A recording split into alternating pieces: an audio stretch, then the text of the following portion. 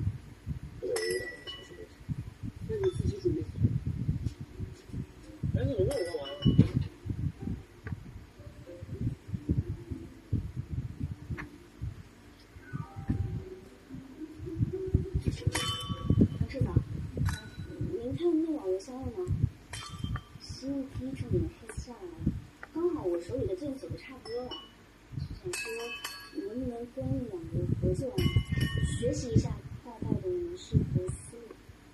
行啊，有你感兴趣的案子吗？我都可以，看你说的。如果非要说一个的话，我对新人美容合作的医美代理更感兴趣。这2年医美确实是活得丰富。贷款规模还有回报率都非常的可观，但是它潜在风险也非常大。比如说贷款人年龄偏低，还贷能力差，还有新人要求的放宽审核，会有里外咬钩的终端风险，这些都是这个项目的问题。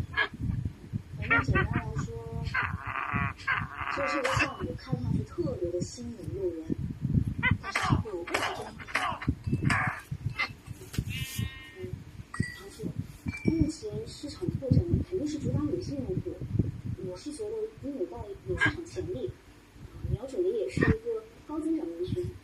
我想试试，哪怕只有1/1000的机会，我也想试试。这要是能过就皆大欢喜嘛，要是过不了，就当是积累经验，希望能去获得这个机会。下次听点课。没问题，这样你先拿去看看，有什么问题你随时问我。谢谢同学。